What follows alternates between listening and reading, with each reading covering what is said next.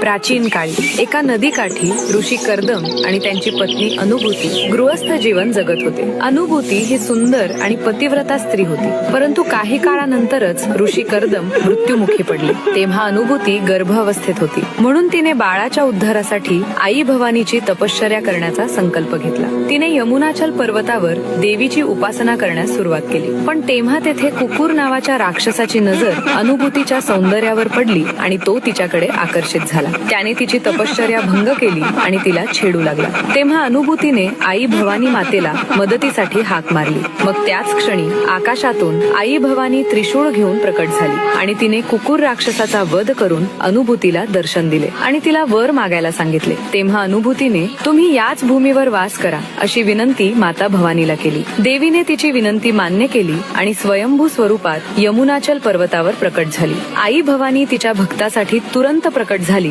म्हणून ती तुळजा